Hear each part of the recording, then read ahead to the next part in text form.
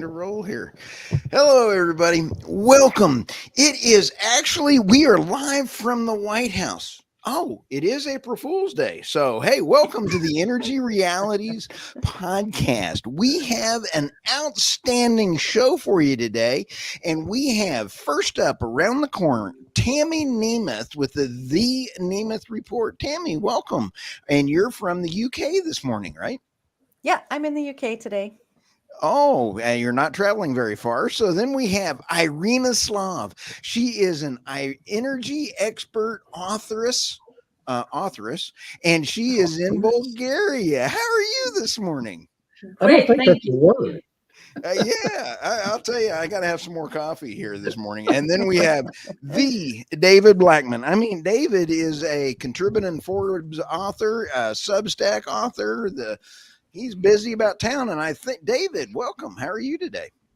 Oh, I'm just thrilled to be here, man. I've been up since 2:30 this morning. It's terrible. Well, gosh. Irina and Tammy and I had paid for somebody to stalk you this past weekend on your sugar rush. So with that, let's go ahead and bring in your sugar rush when you were hiding your own Easter eggs. Let's play this here. This is David Black. Man, that does look like me, doesn't it?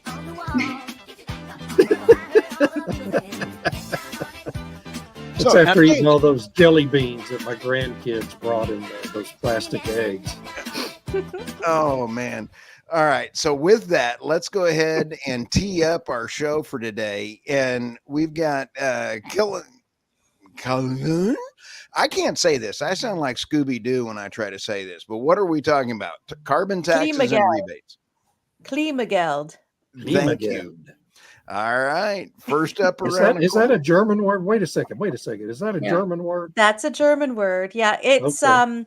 So if I can just provide a little bit of context there, when the Socialist Party, the SPD, was running in their campaign, one of their platform principles was Kilmageld, and that is basically a carbon tax rebate for the citizens. And in the coalition that they're in, they said they would bring it in, and they haven't brought it in yet. And so there was a question, I think last year in the German parliament, asking, when are we going to get our Kilmageld? And the German government said, not yet. Not yet. Because, well, they already not yet, and shut up. Yeah, they gave a subsidy cut already or whatever. There was a 6.5 cent per kilowatt hour surcharge that every German utility payer had to pay in order to pay for the subsidies to wind and solar over a 20-year period. And they lifted that in 2022 and with the Ukraine attack and whatnot. And so they're like, well, we've already given you a whole bunch of money and whatnot. So that's where we're at right now, where they're still demanding, especially the environmental groups want, various groups want the Kilmageld. Mm-hmm. Yeah, the environmentalist groups that are made up mainly of upper middle class people who can afford it. Right. Well, and the reason I sort of talked about this, suggested this topic, was that today is April 1st, and the Canadian carbon tax increase is 23% today. And wow. Yeah. So 23%. Yeah. Increase. So they give a subsidy supposedly to some people, not everybody, some people based on, I don't know what income. If you're a retired person or whatever, then you get a carbon tax rebate check. But people they're saying, oh, more people get more money back. And they don't. Because what's interesting, if I can just add one thing, in Canada with the carbon tax, it gets charged on your utility bill. And depending on which province you're in, it gets charged differently because some provinces have their own system or something. But they charge the goods and services tax, which is the federal sales tax, on top of it. Oh, sure. Yeah, of course. So you don't get a rebate on that, but you get a rebate on the original, supposedly. Well, Tammy, you're next. Let's go here. Is this what you were talking about on this right here? Right. And so 7 of the Canadian premiers wrote the Prime Minister and said, can you just stop increasing it, right? Let this can we just not have another increase? Because they increase every year by 23% until at 2030, it'll be $170 a ton or something some ridiculous number. I think right now it's at 85. It increased to 85 or something. So the 7 premiers said, can we stop it? And the prime minister wrote back and said, no, if you want to stop it, give a different alternative. And it's like, okay, whatever. And so then the federal leader of the opposition put a motion forward in the House to stop the carbon price tax increase. And every party except the Conservatives voted against it. So we have the Liberals, which are socialist light. We have the full socialists, the New Democrat Party, the Greens, of course, and the Bloc Québécois, which is a French separatist party. They all voted against that motion. So they all want the carbon tax. And so the newest push is that economists have been pressured in Canada, academic ones, to sign an open letter supporting a carbon tax. So I think they're up to 200 or 300 economists who have signed this letter saying that, yay, carbon taxes are great. Well, with a university job, I guess they don't have to worry so much about paying it. Wow. Now there was a video that there was a cat on there that was the Tammy, I'm not sure how much of this I'll bring it up here, but let you trying control to make more political hay at the expense of Environment Minister Stephen Guilbeault. Okay, so Stephen Guilbeault, who's the Environment Minister in Canada, he is also he used to be involved in Greenpeace, and then he helped set up an offshoot of Greenpeace, a Quebec version called Equiterre. And he was the head of Equiterre for a long time before he was sort of parachuted into a position with the Liberal Party. And one of the things that he did when he was an activist was he scaled the CN Tower. He was charged with criminal activity, whatever they call it nowadays. He also scaled the Premier of Alberta's house and installed solar panels, or tried to install solar panels without permission, and intimidated the wife and all this kind of thing, and got put in jail for that. And so this is the same guy who's telling the Premier of Saskatchewan he's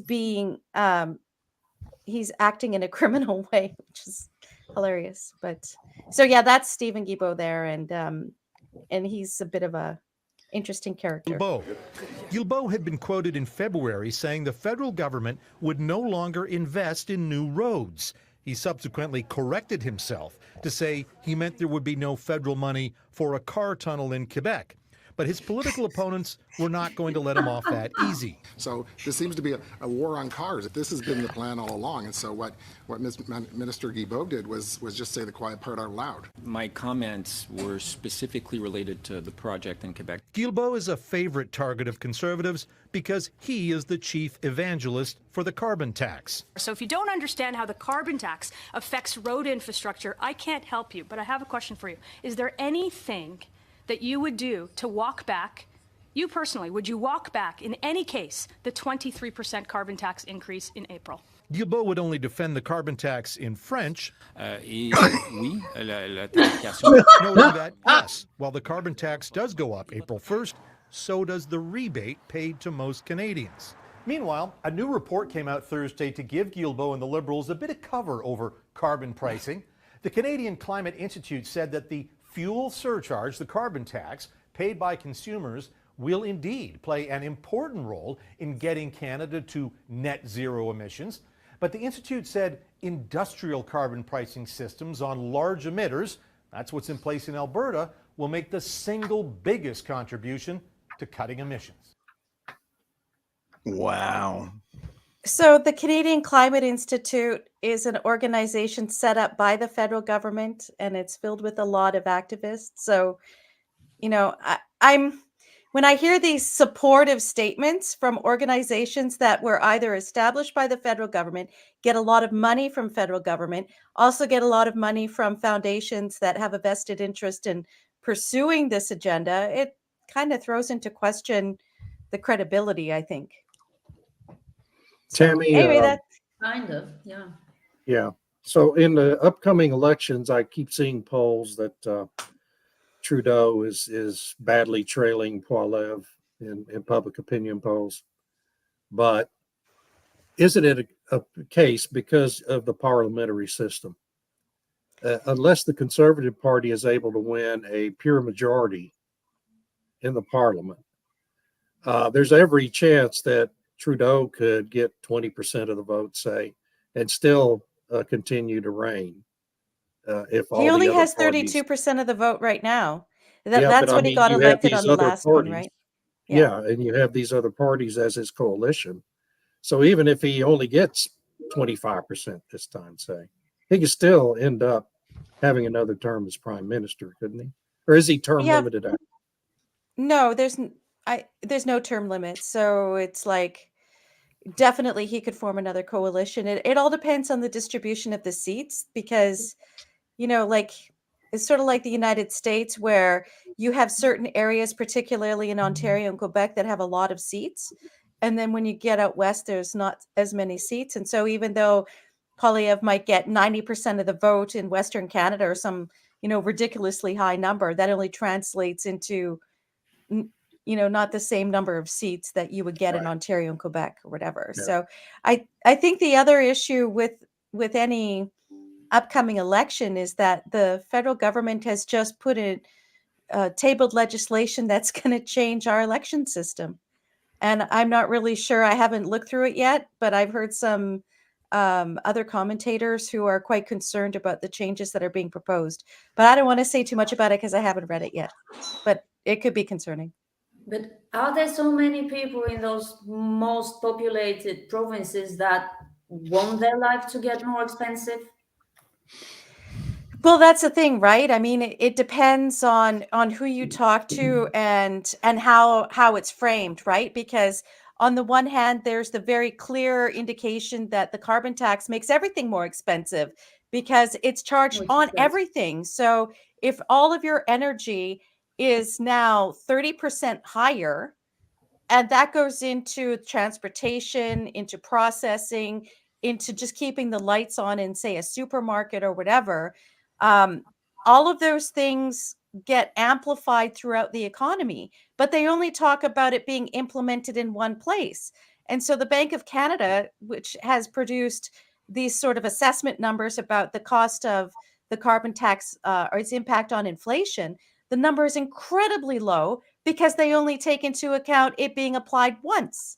But if you see that it's being applied at every point throughout your economic chain, it increases like compound interest. Yeah. So for a bank to not be able to take into account what essentially is like compound interest throughout the economy, I don't think they're doing Canadians a service at all. My goodness. But this is what and they of want to course, bring in globally. right, exactly. And it's the goal, of course, is to make energy more expensive and to force you to live smaller lives and conserve and do with less energy. That's what the goal of it Absolutely. all is. Yeah. And then they put that money into a pot so they can choose winners and losers. And I think that's one of the biggest distortions out there is that you now have government deciding which company ought to succeed and which companies ought to be penalized. And that is not a market or democratic based system, as far as I'm concerned. It's Yeah. not. It's not at all. But so one of the reasons, if I can just want to add one thing, one of the reasons why I think they can't remove it is because Canada is leading this group, this voluntary group, in order to implement a global carbon tax.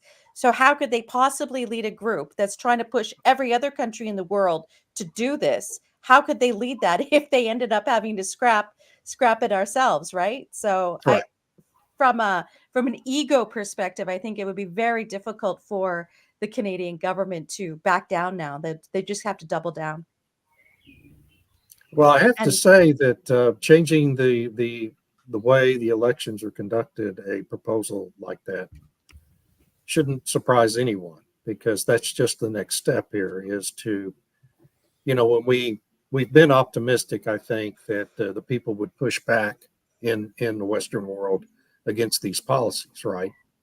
And we've seen elections in Europe and other parts of the world that where democracy is rather still pure, like in Argentina, where you have a real democracy, a pure democracy, then the people can rise up and change the government.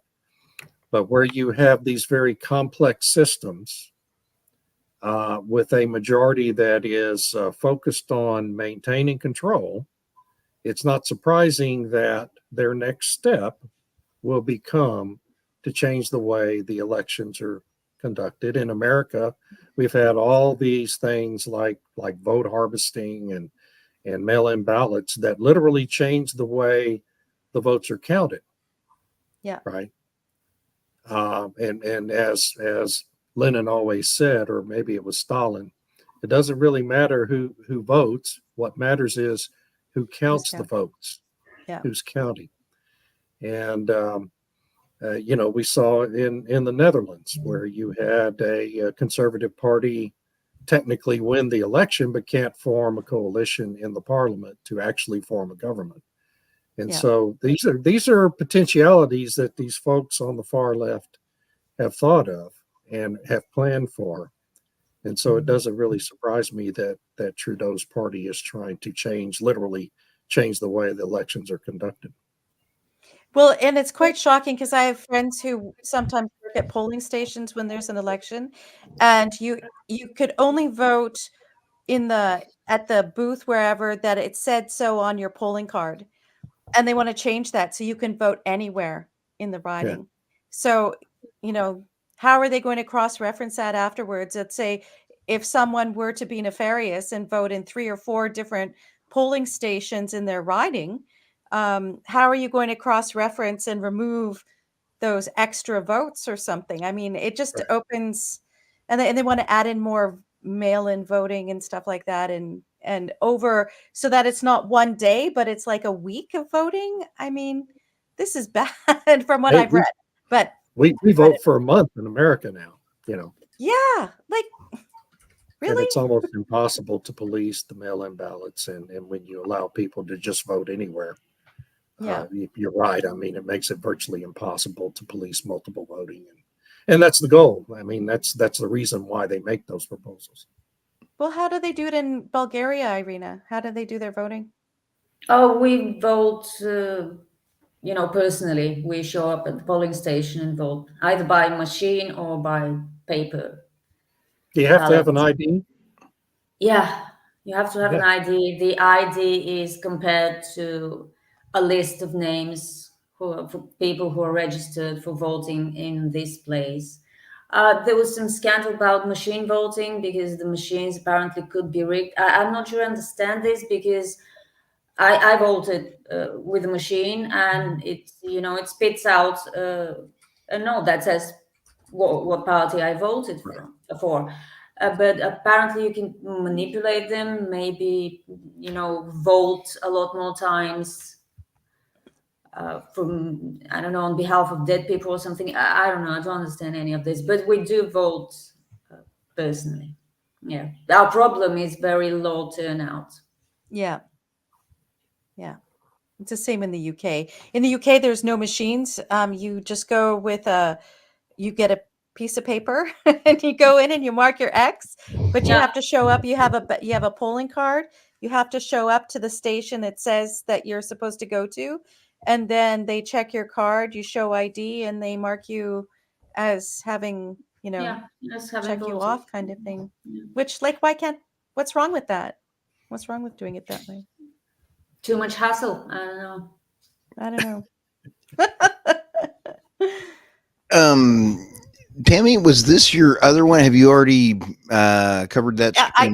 I covered them both. So okay, great. Yeah, we can move on. Then rolling over here before we get banned and shut down because of racist comments from David Blackmon. I'm sorry, David. What? Did I just say that out loud? Well, voter ID is racist according to David Blackmon. Okay, so we have Irina Slav over in Bulgaria. No, it isn't. No, it's not. I agree with you. It's a joke, David. Good morning. Oh, okay. We have Irina, and you've got great stories here. Yeah. The latest from the transition. EU hits roadblocks in reaching green milestone as elections loom. The problem of the EU is it cannot build all the wind and solar it has to build. fast enough to hit its own targets. They are, they're recognizing that it is impossible. It is physically impossible to do it, but they're hopeful it can be done. They don't know how. The climate commissioner by the name of Wopke, as long as they do a bit of homework, member states should just do a bit of homework and find a way to build all this new capacity. How? We don't know. But there's a good chance that we'll still hit that emission reduction target of 55% from 1990 or something by 2030. Yeah. Good luck to them. Until they answer the how part of the question, it's not happening. I mean, even Germany can't hit its own targets. And then we have more pain from the hydrogen industry, the green hydrogen industry in the United States, because apparently a lot of projects cannot qualify for the biggest, the fattest subsidy. Because it is so ridiculous. It basically, this subsidy stipulation, it says you need to produce your green hydrogen from wind and solar only, but we're not going to say this directly. But the requirements they've put in place include the following. So the hydrogen, the green hydrogen, must be produced from energy sources in the same area as the electrolysis plant. Okay, should be produced locally. It must be produced from energy sources that are producing the electricity around the same time as the green hydrogen is produced. Oh my gosh. Oh my gosh. And what was the third one? Let me just check. Oh, and they have to prove all this. Prove? Oh, yes, they have to, and it has to come from sources that were recently built. So you can't use nuclear power from a plant that was built 30 years ago. And all this has to be proved, which obviously cannot happen. And there's some companies who want to produce green hydrogen by using nuclear or landfill gas, biogas, which I think should be fine, but it's not. Irina, it's a restrictive regime, obviously aimed at encouraging more wind and solar. But there comes a point where, somebody is going to do their homework, unlike you member states, because that's an impossible homework, and they're going to drop their investment plans for green hydrogen. If they're not getting the top subsidy, they will need to spend a lot of money. Yeah. And return is not guaranteed. So, yeah. Irina, you can't use nuclear. Like, really? No. After I saw the story and what you're bringing this up, I don't know why. I think Google was listening to our conversation, but all of a sudden, all these hydrogen stories started coming over across my screen and everything else. And the one that it really got me tickled at, Irina, was the fact that they now say hydrogen airplanes, and they had designs that were coming up for hydrogen. I'm sorry, the Hindenburg happened for a reason, right? And they had hydrogen planes, and the main center of the entire thing of the plane was a very densely compacted hydrogen storage storage tank in the middle of this thing. Why would you want to sit on top of a hydrogen bomb and pretend it's green? I'm not going to be flying on that thing. The technology was horrible. Sorry. Well, it's kind of like communism, right? They just didn't do it right the last time. Of course. We're going to do it better now. Time. Yeah. Well, like do the hydrogen wind. better this time. It won't explode quite as badly. Yeah, it's not so combustible anymore. I actually am a hydrogen fan from a technology standpoint. I love the idea, but implementation of hydrogen's tough and expensive. David, I think you've got some ones coming around the corner here. These are not mine. Oh, they're not? They're yours. These are yours. Do them. I knew that. Which one are yours? Is that yours? That is not mine. Wait, go back. Oh yeah, because it has the port. Yeah. It has the The port. energy impacts from the port of You had too much sugar because I thought these were yours. Nope. But I can talk about them. I mean, one of mine was to talk about gas prices and why they're fast rising, and they're going to keep rising because we're doing the changeover from winter blends to summer blends right now, and a lot of the refining capacity is going offline for periodic maintenance, as it does every spring, to get ready for the summer driving season. This always happens in the United States, but mainly it's because oil prices keep going up, and they're going up because supply is not adequate to meet demand, and everybody knows it. A lot of that has to do with the OPEC plus cuts. Some of it has to do with suddenly falling overall oil production in the United States shale patch. Finally, the dropping rig count appears to be catching up with the ability of the industry to maintain overall production. We're not drilling enough wells, enough new wells to make up for the decline rate in the wells that are already producing. And so the EIA is projecting that January's production will be significantly down from December's. And there's no telling where that goes this year. But if the United States ends up losing 500,000 barrels a day this year in overall production instead of increasing by another 500,000, that's 1 million barrels a day difference in the global market. And that either has to be made up by spare capacity in OPEC plus, and there's only a few countries in OPEC plus that have spare capacity to add, or we're going to have a really big price increase the second half of the year because China. They have to want it. Right. That's right. Yeah. They have to want it. And, OPEC plus says its goal is to maintain Brent at 80 or above right now. But it's at 87 and nobody's increasing production to try to calm that down. Right. So I think we're going to have pretty high gas prices this summer in the United States. Summer driving season will kick in mid-May. And that means a lot of additional demand. It's going to put a lot of additional stress on refiners here in the United States. Yeah. And frankly, I think we could have $5 a gallon gasoline prices again in the United States this summer. So everybody better buckle up and get ready. The Baltimore thing, my commentary on that was just that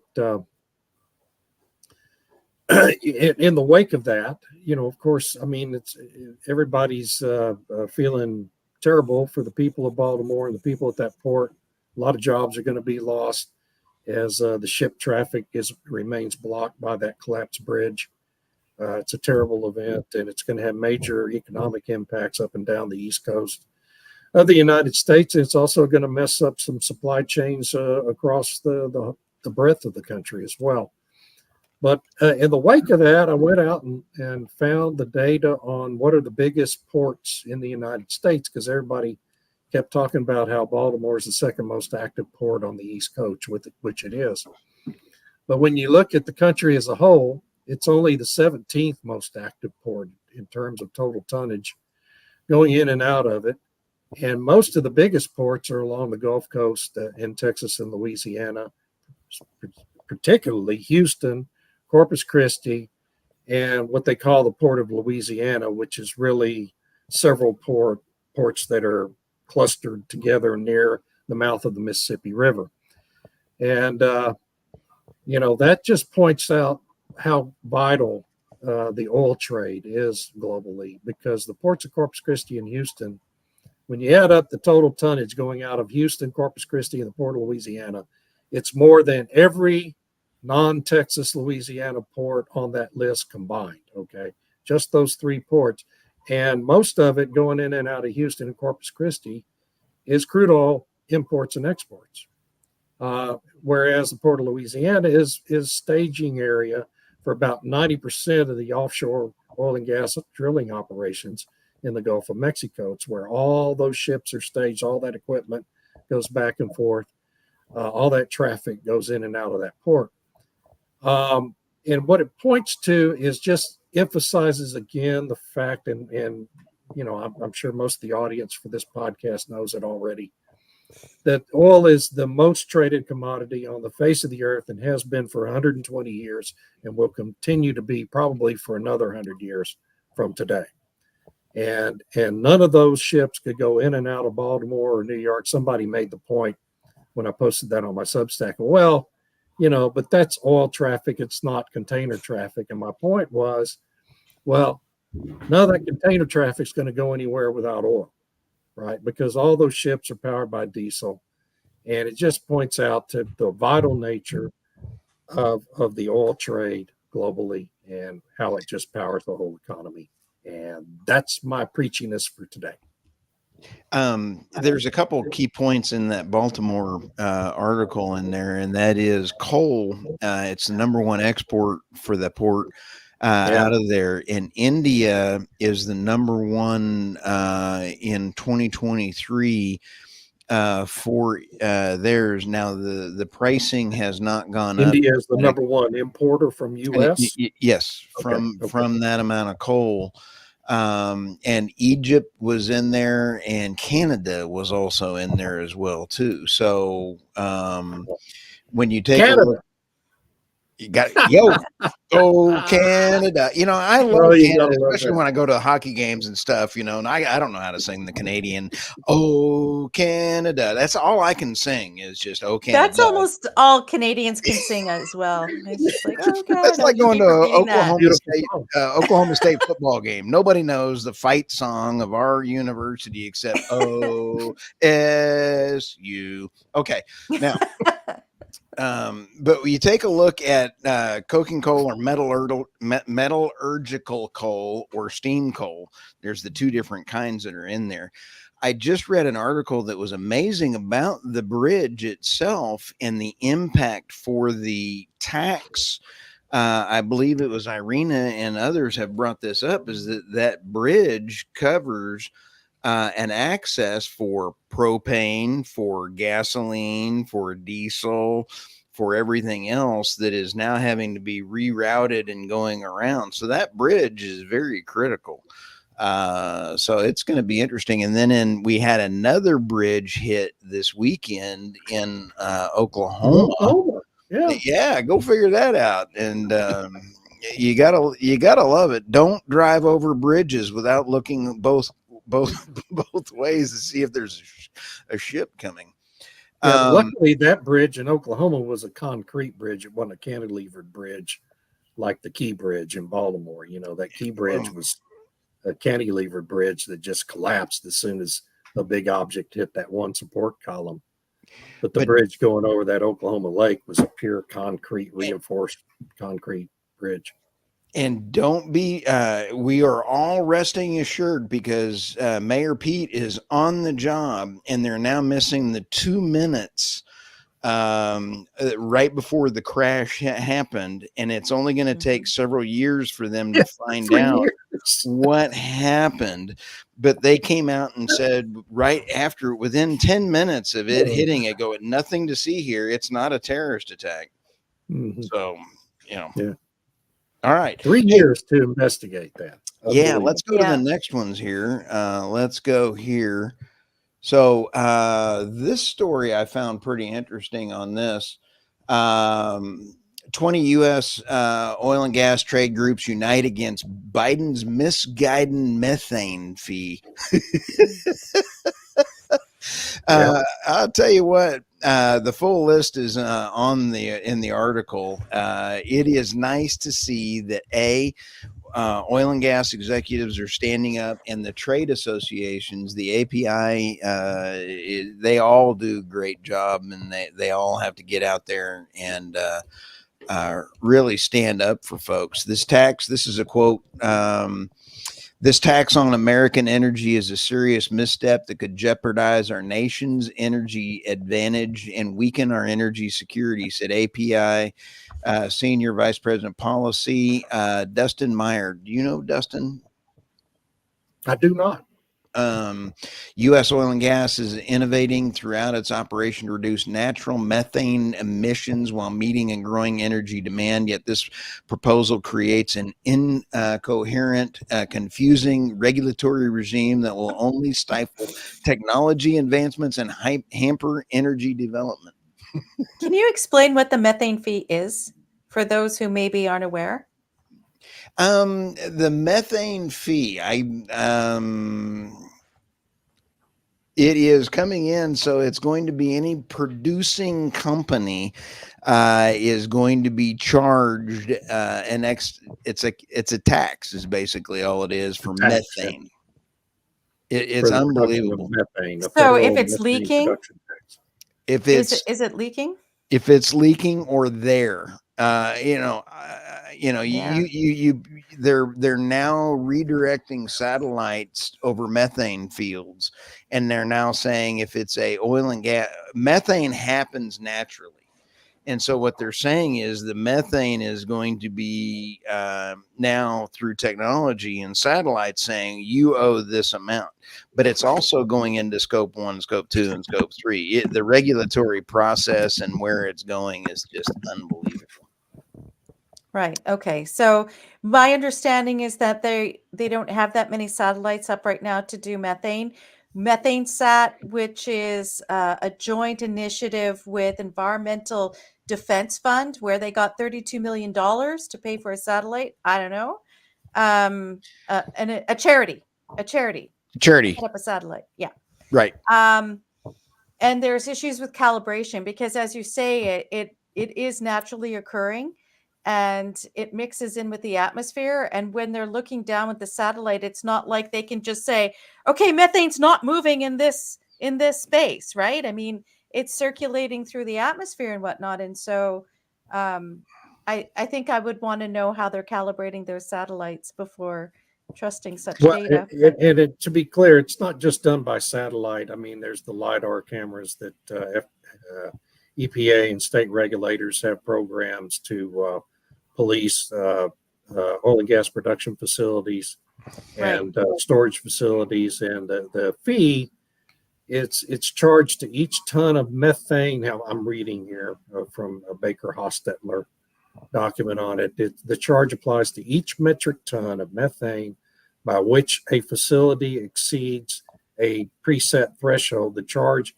is $900 a ton for 2024, $1,200 a ton for 2025, and $1,500 per ton thereafter. Okay, and that's from every oil and gas production storage facility in the United States, and it's going to be an enormous amount of money. It is essentially a carbon tax on methane, is how it's going to function. And it doesn't make any sense, and it's just that the camel's nose under a tent for a carbon tax. This was a tax. This tax was passed in the IRA, and so it's crazy. And this will be the first thing if Donald Trump is elected. This will be one of the few elements of the IRA that will be repealed. Can I put a plug in here for my podcast? I talked with Professors William Happer and Professor William Van Weingarten on last Monday or Tuesday last week.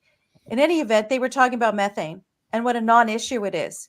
And so why did they go after a gas that is like a rounding error in our atmosphere, right? And they keep saying, oh, it's got this global warming potential, but it's only if you're comparing it molecule to molecule with carbon dioxide, which is arguable about what it's doing with the atmosphere and whatnot. But methane is really parts per billion. There's hardly any methane out there. And so to be just accepting that we need to do something about methane, I think, is conceding a point that shouldn't be conceded in the first place. Yeah, I mean, yeah, but of course it's all political. Everything's political, And the reason you How to go after punish the methane industry. is because you're trying to punish methane. You're trying to punish the industry that produces methane. You're trying to marginalize methane so that you can encourage the building of more wind and solar and all these non-viable alternatives to it. So, yeah. And also ban natural gas, right? Right. Because Right. if you get the public to believe that methane is bad and evil or whatever, then it's much easier to convince them that, well, you shouldn't be using natural gas then. Right. So, yeah. I don't like where that's going. Let's see here. Also, Secretary, this was something that you China was the best. Yeah. Yeah, China was the EU. Could you guys tell us what the EU was going on with EU and China and EVs? Because this They're is investigating China for selling cheap EVs. That's what's happening. They can't have competition because the car makers need the market. So the EU is investigating. yeah. But they're still The allowing same them on the thing is market. doing. Yeah, I've got this video. Janet Yellen agreed to come on the podcast next Monday. And so this is the warm-up video of her getting ready to come on next Monday. So buckle up, everybody. This is Janet Yellen getting ready to come on the Energy Reality podcast. So let me get a good video started here. Here we go. Hello, Secretary Yellen. How are you this morning? Holy smokes. I think the bear's hair looks better than hers. I'm not sure. Where is that poor bear? I don't know. I felt so bad for him to accuse him of looking like Yellen. So I'm sorry, Mr. Looks Bear. like a zoo. Looks like a zoo somewhere. Captain Poopy Pants. All right, Captain Okay, Poopy Poopy Pants. Pants, like that I one. love All right. Captain Poopy Pants. All right. Anyway, so with that, let's go back to Irina. I think we got all your stories, David. Yes. I think we've gone through the stories here. Yep, we have. So what's coming around the corner in Irina? What do you see in your stories, or what's coming around the corner for you? Well, I don't know. I decide what to write about based on what I read. Every day brings a surprise. That's the excitement of it. Well, Tammy, how about you? What do you see coming around this week? Well, I think the China EV issue is very fascinating because, like, for example, in the UK, they put a whole bunch of government money to set up BMW Mini EV plant in Oxford. And when the energy crisis hit in 2022, they said, oh, we can't afford to stay here anymore because we have to use all renewable energy or whatever. So they said they'd continue producing petrol minis at the Oxford plant until 2030 or whenever the ban is. And they moved the production line for the electric Mini to China. And later this year, they're going to start bringing in the Chinese-made mini EVs into the British and European market.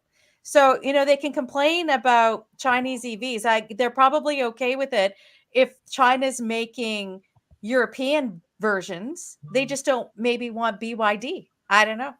Yeah. As long as the European manufacturers are still getting some kind of money out of it.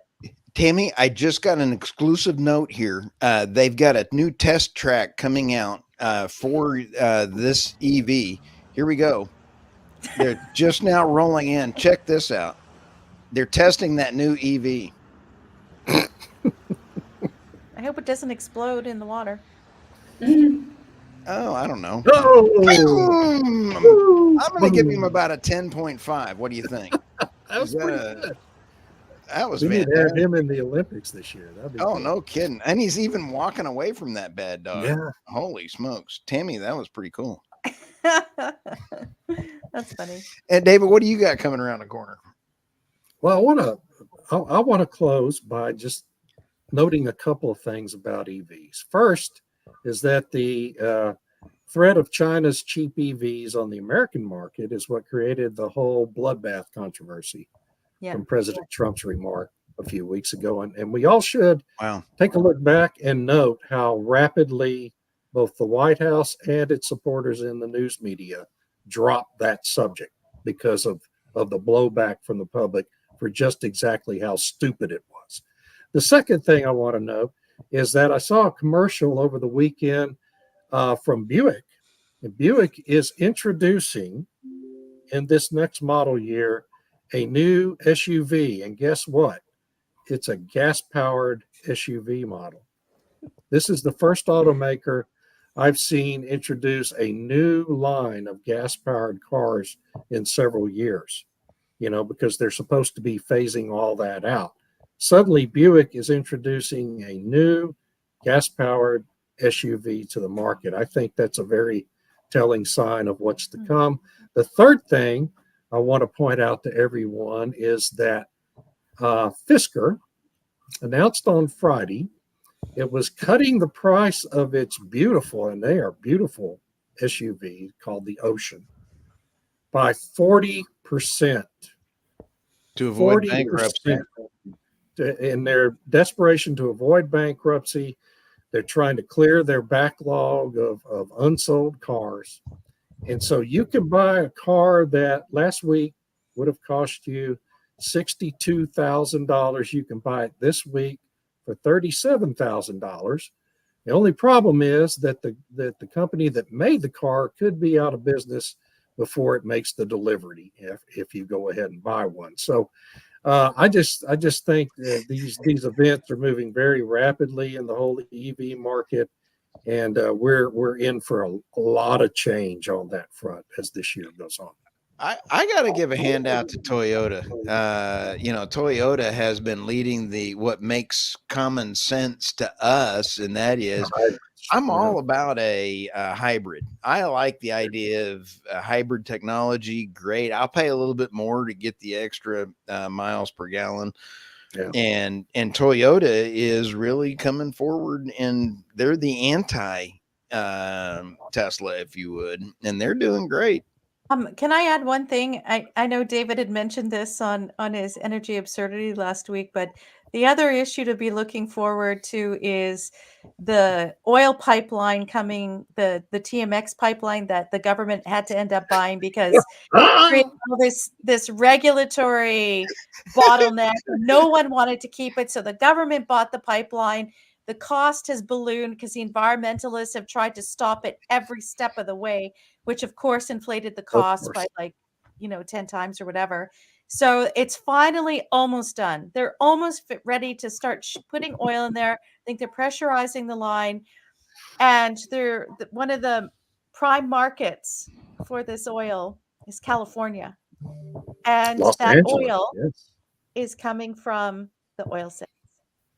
So all the Hollywood people who protested the Keystone XL pipeline because it would take oil sands oil down to the Gulf Coast to be refined for use either in America, North America, elsewhere, whatever, that was bad. But getting oil sands oil through a pipeline onto a tanker and down to the Port of Los Angeles or wherever it's going to be refined, that's okay, apparently. Yes. I'm waiting to see Jane Fonda chain herself to the refinery or something. You can't buy this kind of fun, and I think it's so wonderful that the heads are popping, pow, pow, pow, pow, pow, pow, pow, all over the West Coast. I mean, this is something you can't buy for entertainment. Yeah, that story is just priceless. It's absolutely priceless. We laugh. All right. Well, with that, if you guys have any, Irina, you're Irina Slav at Substack.com. Is that correct? Yeah. And you're the Nemeth Report on where all podcasts are done. Correct, Tammy? Yep. All right. And David, and boy, that was glad you went all out on that answer. Yep. And then we got David Blackmon. And as for me, BlackmonSubstack.com, and I am on the EnergyNewsBeat.com. With that, let's have a great show and a great week, and we'll have some more fun next week. Thanks, guys. Have a See you all good next week. week. Thank you. Bye.